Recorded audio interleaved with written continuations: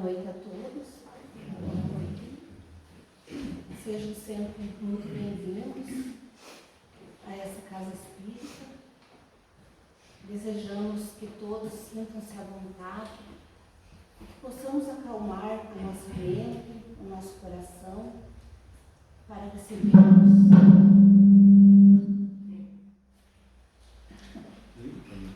recebermos os ensinamentos da noite, as orações, o passe, tudo aquilo que alimenta a nossa alma. Queremos dar boas-vindas à palestrante Juliane Krieger Stuebel, ela que é trabalhadora do Centro Espírita Jesus de Nazaré de Poço Claro. Seja muito bem-vinda, é um prazer tê-la conosco nessa noite. E a Juliane vai falar sobre autoconhecimento e reforma íntima, é isso, né?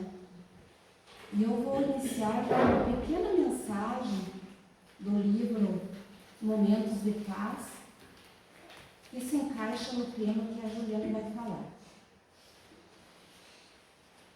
Em busca do autoconhecimento. Quando tomamos consciência de que ferimos nosso semelhante, temos certa dificuldade de perdoar-nos, e isso nos leva a estagnar em nossa evolução. No momento desse despertamento, contudo, sentimos a necessidade de passar por prova semelhante a que impusemos ao outro, com a firme intenção de ressarcir os débitos assumidos com o companheiro a quem ferimos. Por isso, o auto-perdão produz em nós um amadurecimento moral e nos leva a uma visão mais ampla do nosso ato, fazendo-nos refletir melhor sobre nossas ações futuras. A culpa, por sua vez, bloqueia-nos o pensamento e as possibilidades de transformação. Pensemos nisso.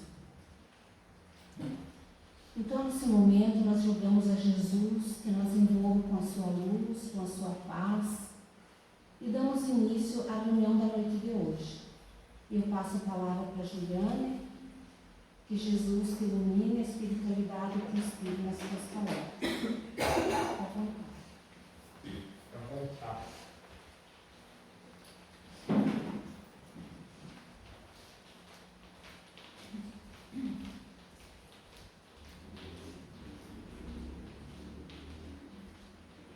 Boa noite a todos. Obrigada pelo convite, pela oportunidade de estar retornando a esta casa onde a gente se sente tão bem, e agradecida por poder compartilhar com vocês algumas reflexões que faço para comigo, às vezes nos momentos íntimos, né? Por outras vezes em conversas com amigos, mas sempre a gente tem a oportunidade de estar refletindo. E hoje a gente compartilha um pouco das nossas reflexões, claro, com base na luz da doutrina espírita. E o tema escolhido para a nossa conversa, para a nossa reflexão, é o autoconhecimento e a reforma íntima.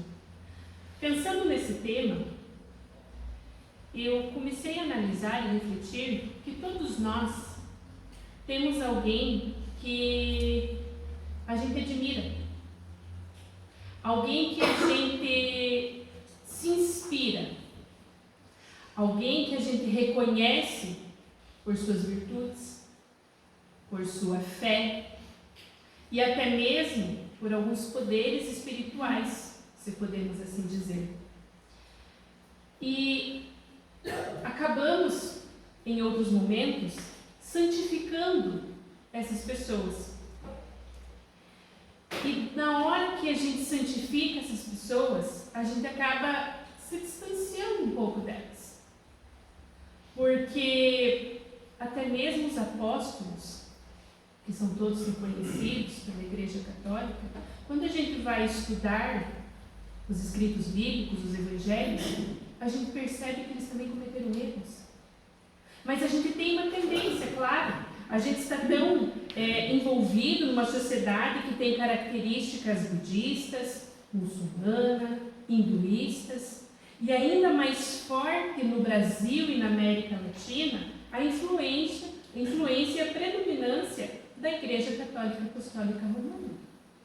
A gente se devota aos santos, pede por eles que eles nos socorram. E isso faz muito bem, isso não é errado. A gente conhece pela doutrina espírita que a oração de intercessão, ela tem muito poder. Ela tem muita força. Orar por alguém, pedir em nome de alguém que nos ajude. Só que a doutrina espírita também nos esclarece, pegando ainda o exemplo dos apóstolos, ou pegar o exemplo de Simão Pedro, quando a gente ora, por exemplo, para Simão Pedro, existe uma companhia de espíritos que atuam em nome daquele, porque aquele espírito ainda não chegou à perfeição por completo. Quem chegou à perfeição por completo, que compareceu ao nosso planeta, a gente tem o exemplo de Jesus. Todos nós outros estamos em evolução.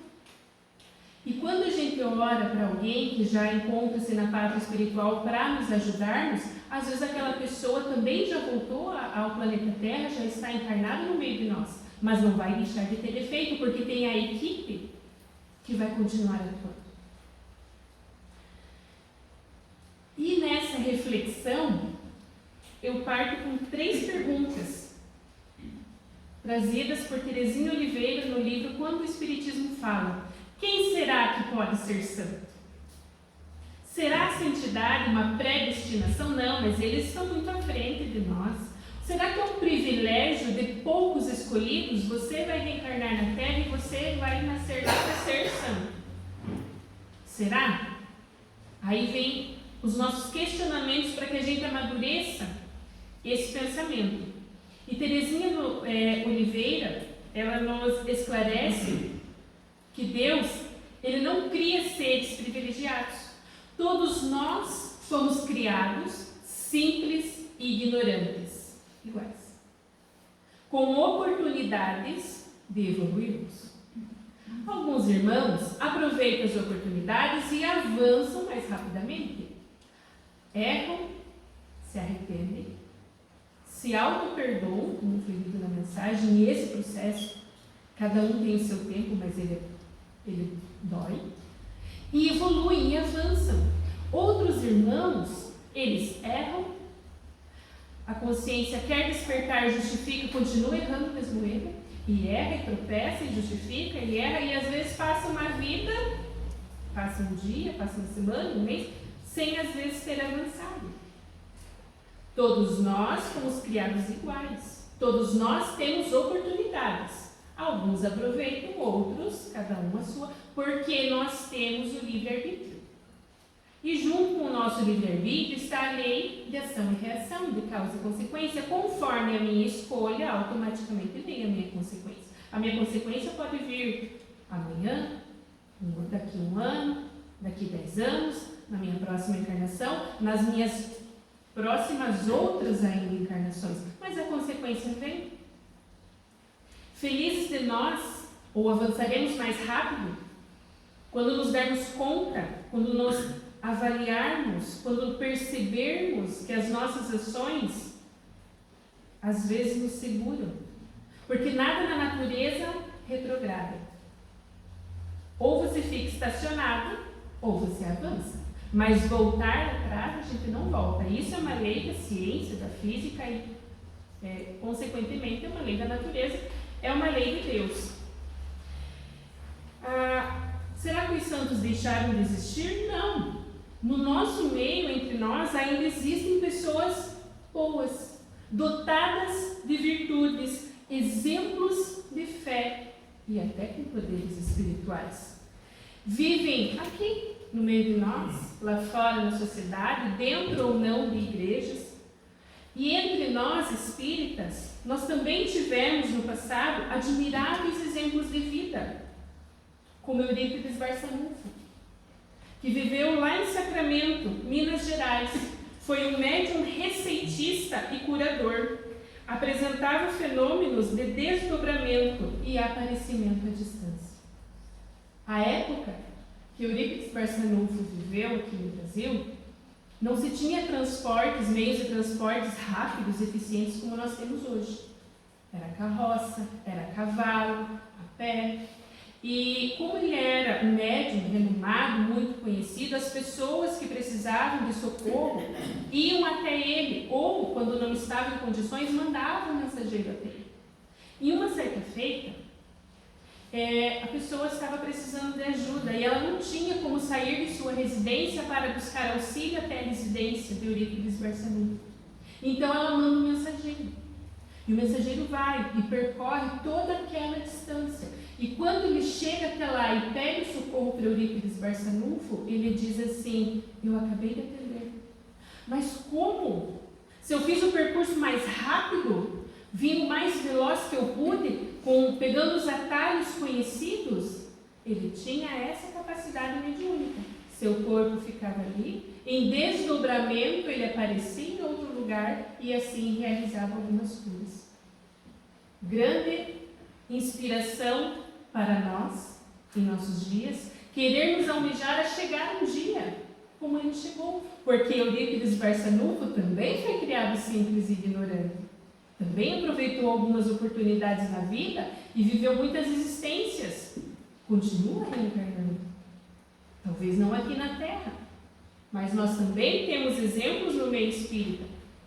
Bezerra de Menezes, que viveu de 1831 a 1900, lá no Rio de Janeiro, médico, conhecido como pai dos pobres, vida digna como homem público, idealista, unificador e orientador do trabalho dos espíritas. Nós devemos muito a Bezerra de Menezes por nós termos a configuração do movimento espírita que nós temos hoje. Ele teve uma grande contribuição.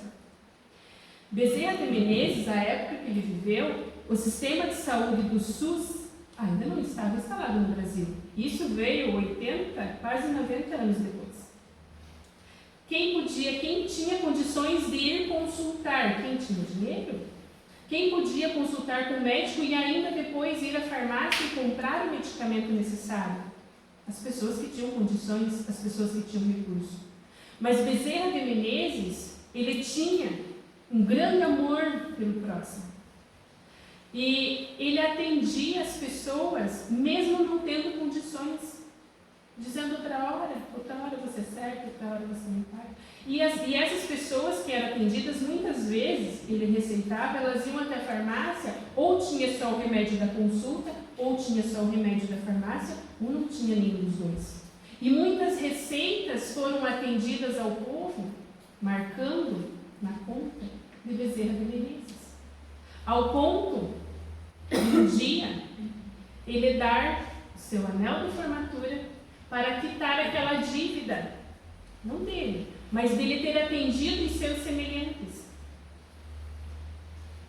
Grande ser humano a seguirmos os passos, que possa ser uma grande inspiração para nós hoje. Só mais um.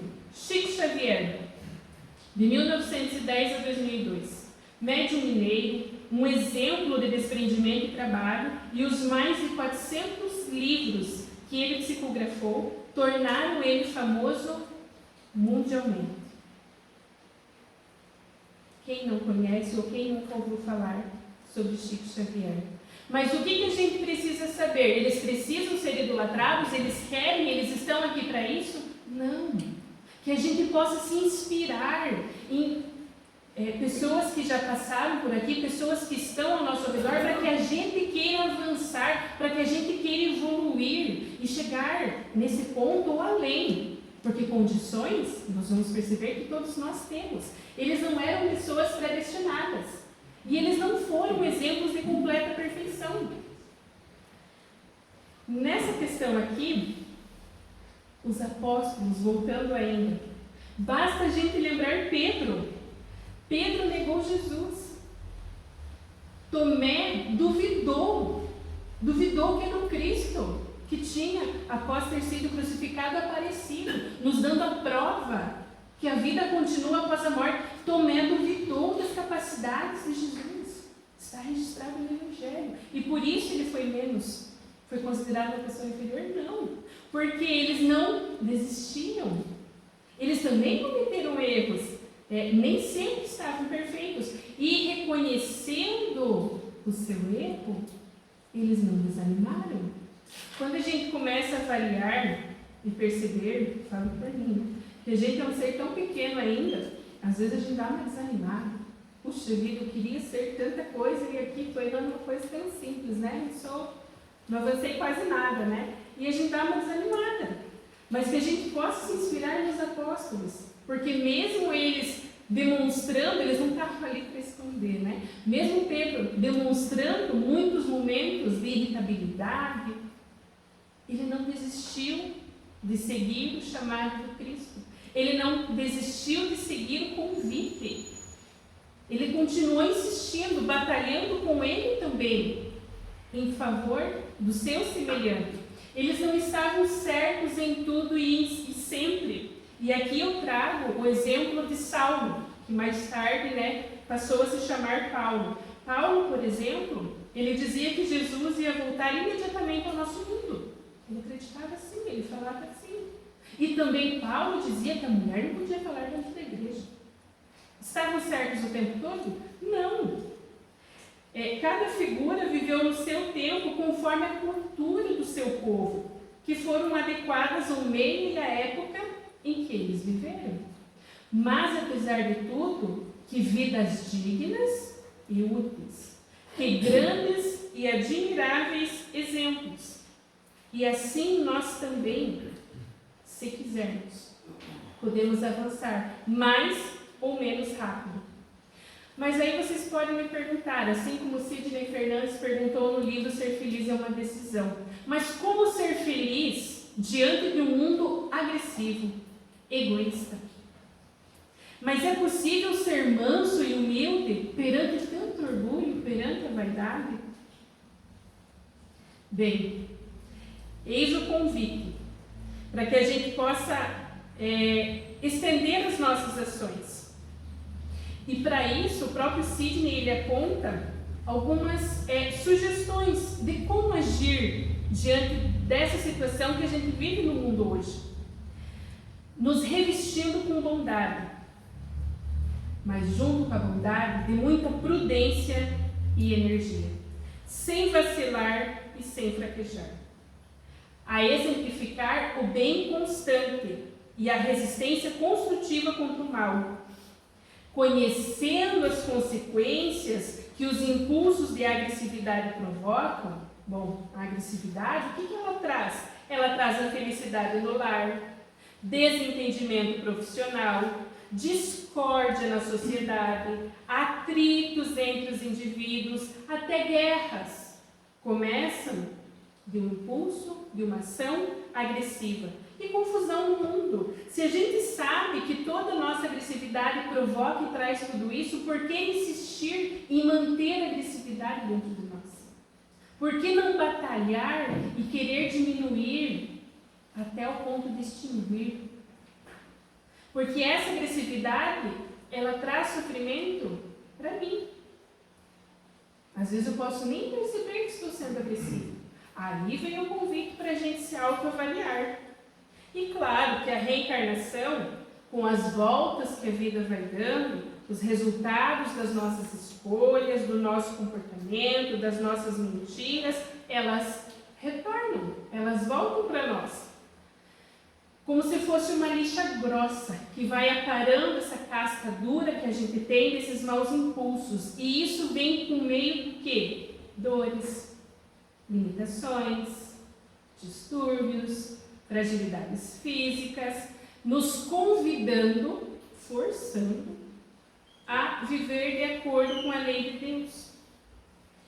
A doutrina espírita ela esclarece as nossas dores e, ao mesmo tempo, ela afirma que esses nossos impulsos, a nossa vaidade e o nosso orgulho devem ser resolvidos por nós mesmos. Somente com o nosso esforço. Não tem como uma pessoa vir aqui e dizer agora eu tiro todo o orgulho de você, agora você não tem mais egoísmo. Não. É eu me avaliando diariamente. É eu começar a me analisar e de repente aceitar que aquela verdade que o outro fala, que às vezes dói tanto, é uma verdade. Não está falando para me atingir, está falando porque está de repente bem exposto e eu não me enxergo. A doutrina espírita nos esclarece que cada ato de bondade que a gente pratica vai anulando também essas maldades que a gente já cometeu, muitas vezes por ignorância e outras vezes por puro prazer. Mas a nossa sociedade ainda, os seres estão mais preocupados com o tamanho do seu televisor do que com os resultados da sua agressividade. Aí Richard Simonetti, no livro Um Jeito de Ser Feliz, traz alguns questionamentos para a gente começar a analisar. Será que eu tenho feito tudo o que é absolutamente certo, justo, verdadeiro? Será que eu tenho respeitado integralmente o meu semelhante? Será que eu tenho contido ou lutado para conter os meus impulsos inferiores? Tenho trabalhado pela paz onde estou? Será que eu tenho contribuído para a harmonia no meu lar? Porque tudo isso e muito mais é necessário para que a gente tenha tranquilidade de consciência. E aí, puxando para essa questão da felicidade, a gente pode pensar assim, que o meu conceito de felicidade e o seu conceito de felicidade são diferentes. Para mim ser feliz eu preciso adquirir tal coisa. Para mim ser feliz eu preciso adquirir tal título. Para mim ser feliz eu preciso progredir no serviço, enfim, conquistar aquela. Mas existe uma felicidade que é comum a todos nós. E essa felicidade, para chegar nessa felicidade prometida pelo Cristo, é que vem o exame de consciência. Já dizia Paulo em sua carta aos Romanos: porque não faço o bem que quero, mas o mal que não quero, esse faço. Por quê? Porque aquilo que eu quero fazer e aquilo que eu realmente faço no meu dia a dia tem um certo abismo, tem uma certa distância.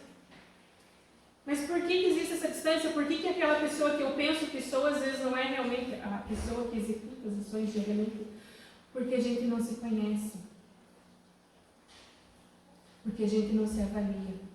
E quanto mais a gente lutar para nos conhecer, vai diminuindo esse abismo.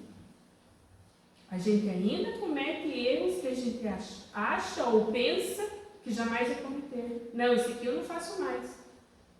E aí a gente ainda comete. Mas essa distância entre aquilo que eu realmente quero fazer e aquilo que eu faço no meu dia a dia, o meu autoconhecimento, aliado à minha reforma íntima, é que vai fazer diminuir essa barreira. Ao ponto que aquilo que eu quero fazer é aquilo que eu faço instintivamente ou automaticamente. E Paulo já vem deixando por escrito que isso já era uma luta que se tinha lá no tempo de Jesus. Pedro, quando cai em si, porque Cristo fala que ele vai negar, Pedro diz, quer se destacar entre os apóstolos. Eles estão numa reunião e Pedro quer ser o mais devoto a Jesus. Eu sou o mais devoto a Jesus. E Jesus ainda vai dizer assim: não, você não é tanto assim. Você ainda. E ele quer. Não, ainda essa noite, antes do dia amanhecer, você vai me negar 3 vezes. E Pedro nega a primeira vez, e Pedro nega a segunda vez, e quando Pedro nega a terceira vez, o galo canta e ele se vira para o lado e Jesus está olhando. Esse olhar de Jesus para Pedro, quando Pedro se dá conta daquilo que ele achava que ele era e daquilo que ele realmente fez, diz, está escrito nos livros que a doutrina espírita nos apresenta, que foi um momento de muita tristeza. Simão Pedro se deu conta do quanto a gente ainda está nesse ponto. O bem que eu quero, eu não consigo fazer, mas o mal que eu não quero, esse eu faço automaticamente. E isso não fez ele se afundar, se esconder, querer se isolar. Não. Isso fez ele batalhar dentro dele para querer superar isso. Tanto que após a passagem da vida de Jesus pela terra, ele vai e começa o trabalho na casa do caminho, atendendo os seus semelhantes, acolhendo aqueles que também, assim como ele, querem avançar. Paulo, muito tempo depois, ele também passa a pertencer e ajudar a fundar outras casas no caminho. Cabe ainda, até os dias atuais, a frase escrita de Paulo para os romanos há 2000 anos atrás. No livro Sentido da Vida, a autora nos coloca que a ignorância sobre nós leva-nos a uma multiplicidade de comportamentos desconexos com a nossa essência, deixando-nos por vezes confusos e frustrados, conduzindo-nos a escolhas erradas, que culminarão em sofrimentos e tristezas. Nós fazemos escolhas erradas, sem refletir, que atrapalham o nosso aperfeiçoamento. A gente cria um duelo entre a vontade e a atitude. Claro, os maus pensamentos, os maus sentimentos ainda fazem parte de nós e eles nos impulsionam também a fazer escolhas e tomar atitudes. Quem emocionalmente abalado toma decisões felizes. Esses sentimentos, eles fazem parte das nossas decisões diariamente. Então, conhecer-se é ter noção daquilo que se passa no íntimo do nosso ser. É relacionar-se consigo mesmo, enxergando o nosso íntimo com clareza, com sinceridade. E diminuindo, então, esse abismo entre as nossas vontades e as nossas ações. Porque a nossa mente, ela funciona como autêntico gerador de força magnética. A gente cria com os nossos pensamentos, com a nossa vibração, um campo ao nosso redor. E quando a gente está pensando sentimentos de bondade, de gratidão, de benevolência, de fraternidade, nesse campo que se instala ao nosso redor, só vem momentos saudáveis. Mas se de repente eu baixo um pouco o meu pensamento, a minha vibração, eu já começo a pensar no rancor, no ódio, se eu começo a arquivar aqui comigo um pouco de mágoa, isso acaba desregulando, gera como se fosse um curto-circuito. E claro que aí a gente passa a atrair ou permitir que situações e energias nocivas nos aconteçam. E esse campo que a gente cria ao nosso redor, ele interfere com aqueles campos dos nossos semelhantes, daqueles que estão ao nosso redor. Então, se a gente quer saúde, alegria, que a gente possa vibrar e pensar dessa forma. E isso a ciência já vem apresentando também. Isso é real, isso a doutrina espírita também nos esclarece. Então vem Allan Kardec no Livro dos Espíritos, na sua terceira parte. O Livro dos Espíritos é um livro de perguntas e respostas e ele pergunta e os espíritos respondem. Preocupado então, com a nossa evolução moral, da perfeição moral, Allan Kardec pergunta: qual é o meio mais eficaz que tem o homem de se melhorar nesta vida e de resistir à atração ao mal? Qual é o meio? Existe um método, uma receita? E os espíritos respondem bem simples e direto, que um sábio da antiguidade já disse: conhece-te a ti mesmo. Essa frase é atribuída ao filósofo grego Sócrates, que viveu 400 anos antes de Jesus, e ele já vinha nos dizendo: conhece-te a ti mesmo. Mas Allan Kardec insiste, ele diz assim: a gente conhece toda a sabedoria dessa máxima, porém nós temos dificuldade em precisamente conhecer a si mesmo. Qual o meio de consegui-lo então? A espiritualidade permite que um espírito responda essa questão com um belo ensinamento. Fazei o que eu fazia quando vivi na terra. No fim de cada dia, interrogava a minha consciência, passava em revista o que havia feito e me perguntava a mim mesmo se não tinha faltado ao cumprimento de algum dever, se ninguém teria motivo para se queixar de mim. Foi assim que cheguei a me conhecer e ver o que em mim necessitava de reforma. Aquele que todas as noites se lembre todas as suas ações diárias e se pergunte o que fez de bem, o que fez de mal, pedindo a Deus e ao seu anjo guardião que o esclareçam, vai adquirir uma grande força para se aperfeiçoar, porque acreditem, Deus o assistirá. Se no nosso momento que a gente está em sofrimento, a gente faz prece e a gente é atendido, imagine numa oração sincera que a gente pede auxílio para Deus, para se melhorar. Com certeza, nosso anjo guardião também vai nos ajudar. Isso permite que a gente tenha uma conexão mais próxima dele. Ele está ali o tempo todo ao nosso lado, para nos orientar naquilo que for preciso. Mas às vezes a gente coloca uma barreira assim, não quer ouvir. E quando a gente abre o nosso campo para ouvir, ele está sempre ali a nos influenciar, a nos ajudar. E a resposta continua. Formulem as vossas perguntas, indaguem o que fizestes e com qual finalidade agiste em determinada circunstância.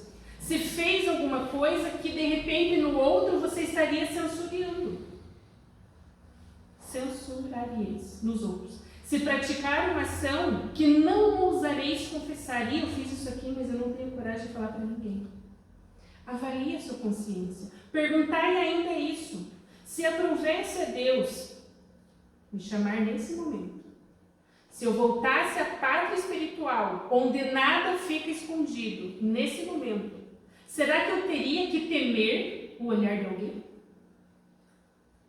Examinai tudo que pudesse ter feito contra Deus, depois contra o próximo e por fim contra vós mesmos. As respostas serão motivo do repouso para a vossa consciência ou indicarão um mal que deve ser curado. O conhecimento de si mesmo é, portanto, a chave do melhoramento individual. Bom, mas podem dizer, como vou julgar a mim mesmo? Será que eu não vou ter tanto amor próprio que eu vou querer abrandar, justificar um pouquinho as minhas faltas, arrumar algumas desculpas? Porque o avaro se julga simplesmente econômico e previdente. O orgulhoso se considera tão somente cheio de dignidade. Tudo isso é muito certo. Mas tendes um meio de controle que não vos pode enganar. Como? Quando estiveres indecisos quanto ao valor de uma das vossas ações, perguntai como você qualificaria se essa ação estivesse sendo praticada pelo seu semelhante. Se você censurar no seu semelhante, bom, já está respondido. Porque Deus não usa de duas medidas para a justiça. Se eu acho que aquilo que o outro está fazendo está errado, se eu for fazer também vai estar errado. Não há justificativa que amenize. Também procure saber o que pensam os outros. Poxa vida, eu tive uma ação ali, mas não sei se eu fiz certo. O que você acha disso? E escute o outro. E não negligencieis a opinião dos vossos inimigos, porque eles não têm nenhum interesse em disfarçar a verdade. E geralmente Deus os colocou ao vosso lado como espelho, para vos advertirem com mais franqueza do que faria um amigo. Principalmente quando a gente tem os filhos pequenos, na etapa que eu vivo agora. Se você diz uma coisa e faz outra, na hora eles cobram. Olha aí, que grande ajuda para a gente avançar, né? Que grande método. E o Espírito continua. Que aquele que tem a verdadeira vontade de se melhorar, explore a sua consciência, a fim de tirar dali as más tendências, assim como arranca as ervas daninhas do seu jardim. Que faça o balanço da sua jornada moral, como faz o negociante, com os seus lucros e perdas. E eu vos asseguro que o primeiro será mais proveitoso do que o outro. Se ele puder dizer que a sua jornada foi boa, pode dormir em paz e despertar na outra vida. Mas formulai perguntas claras e precisas e não tenha medo de aumentar o número dessas perguntas. Pode-se muito bem se dedicar alguns minutos à conquista de uma felicidade que será eterna. Não trabalhamos todos os dias para juntar aquilo que vai nos dar repouso na velhice? E esse repouso não é o objeto de todos os nossos desejos, o alvo que nos permite sofrer as fadigas e privações passageiras? Pois bem, esse é o repouso, que é esse repouso de alguns dias, perturbado pelas enfermidades do corpo, ao lado daquilo que nos aguarda. Aguarda o homem de bem. Será que isso não vale a pena? Alguns pequenos esforços? E termina a mensagem dizendo: sei que muitos dizem que o presente é positivo e o futuro incerto.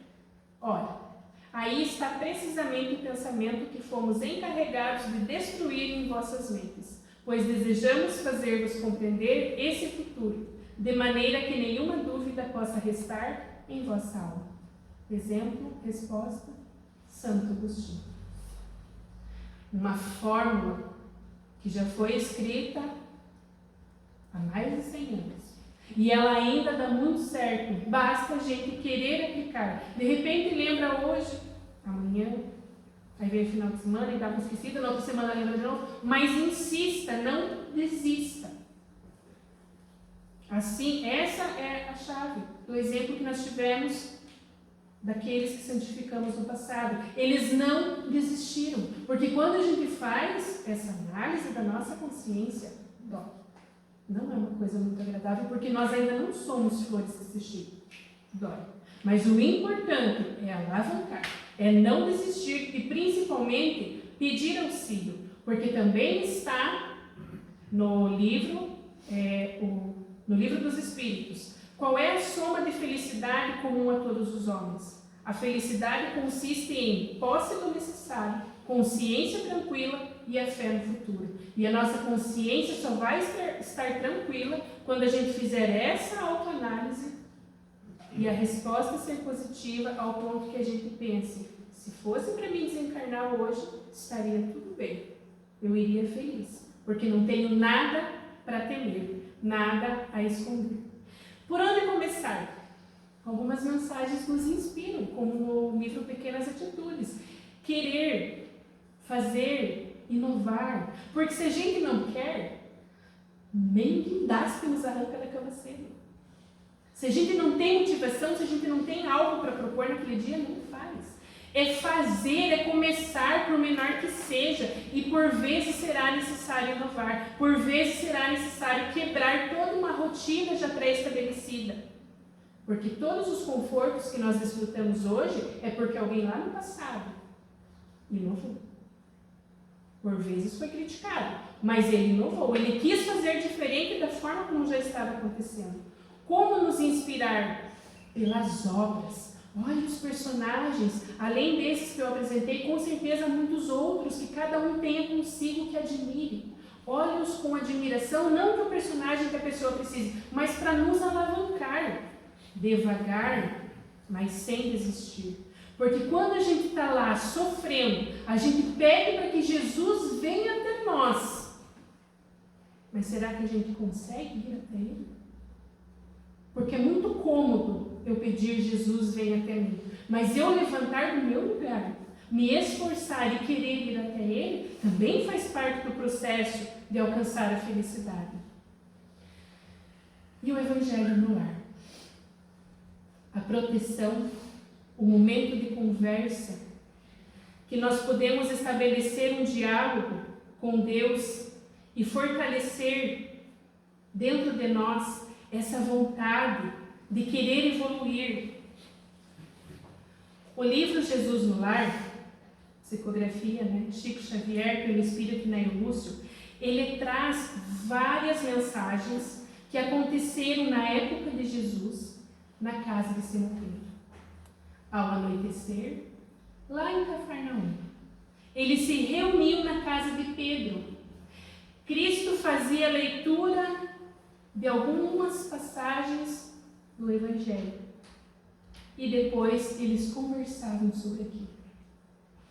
E eu gostaria que todos entrassem e sentissem um pouquinho de como era esse momento lá, por meio de uma música que eu escolhi com muito carinho.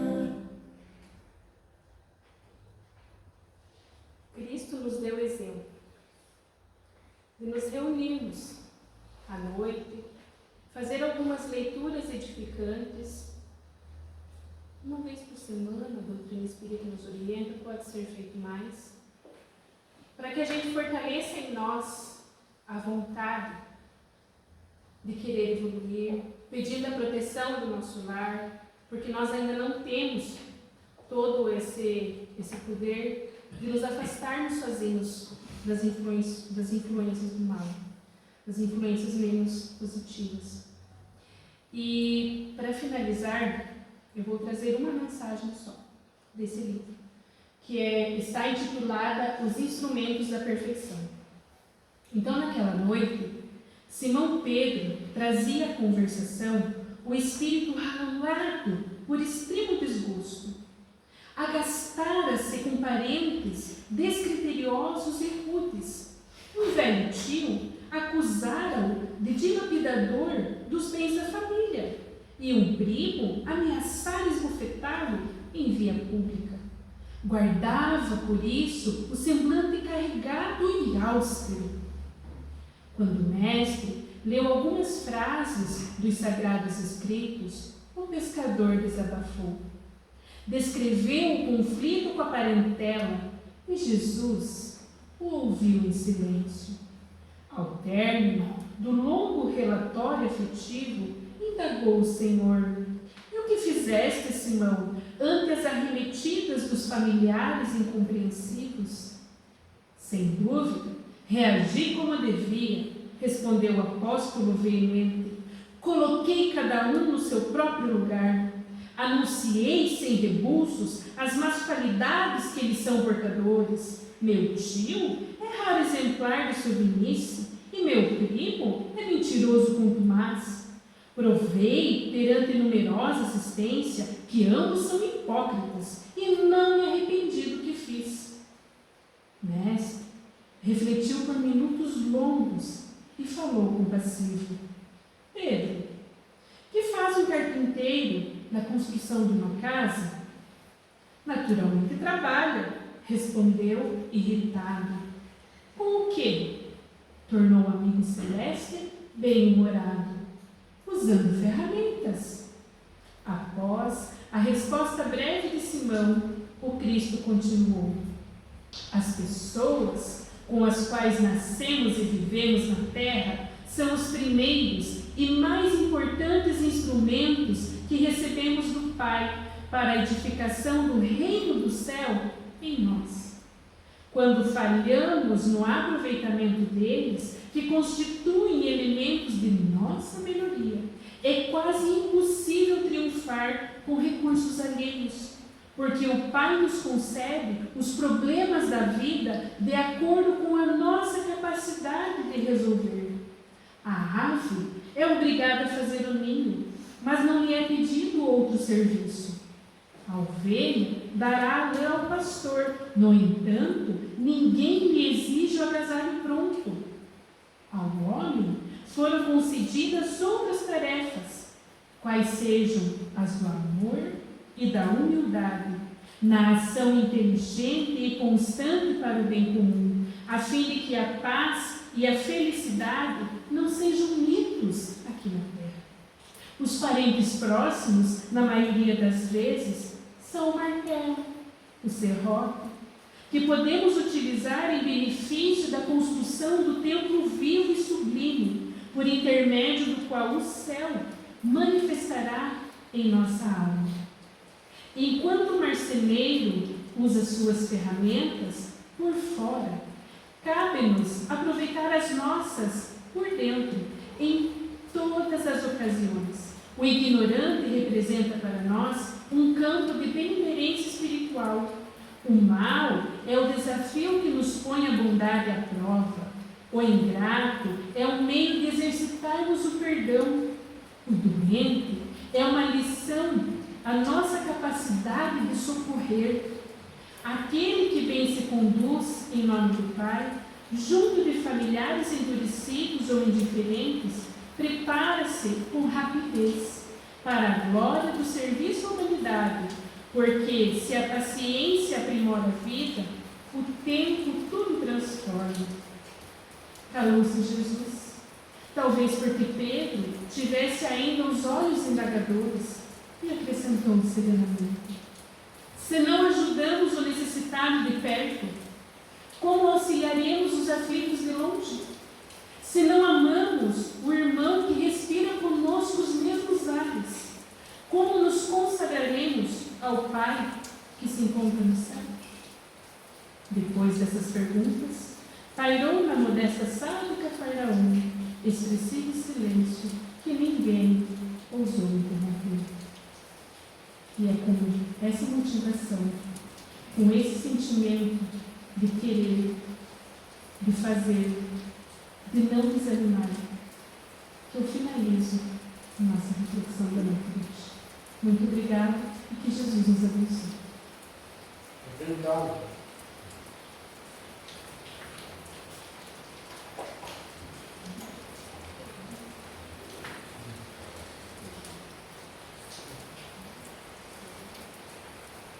Nós agradecemos a você, Juliana, pelas lindas palavras, por essa linda mensagem, muito importante, muito oportuna para os dias em que vivemos. Possamos refletir profundamente sobre tudo que você nos trouxe nessa noite. Muito obrigada, que Deus te abençoe e volte sempre.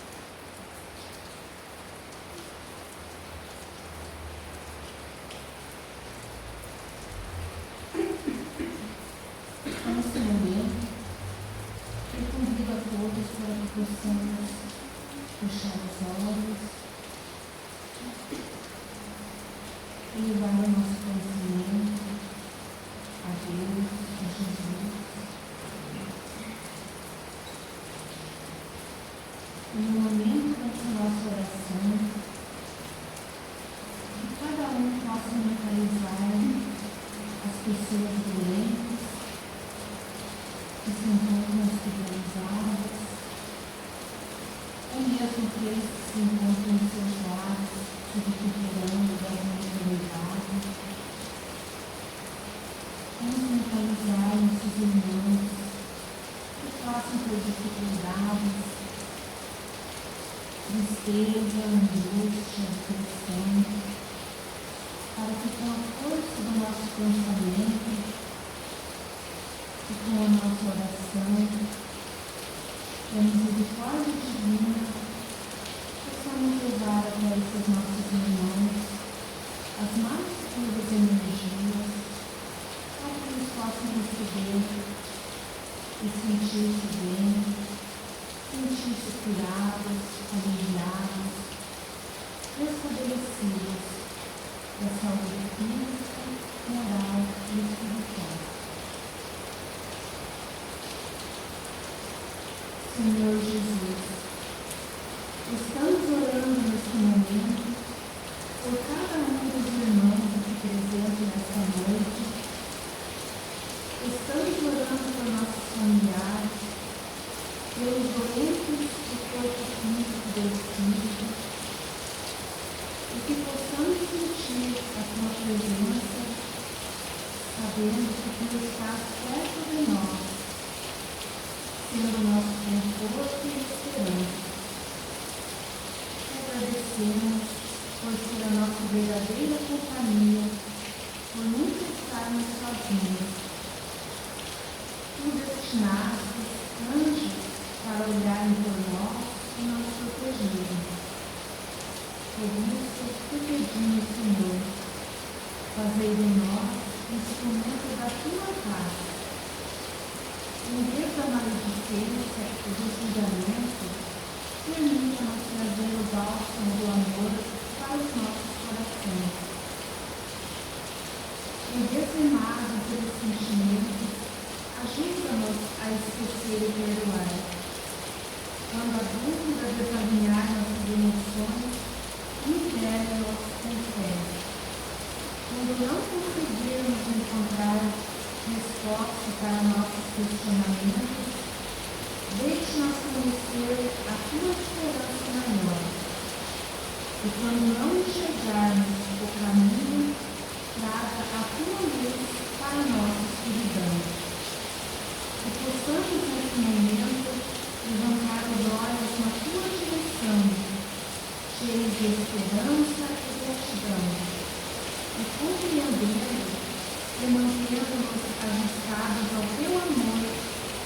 nenhum mal nos sucederá, nenhuma bala será capaz de nos derrubar, pois teremos assim constante saúde física, mental e espiritual.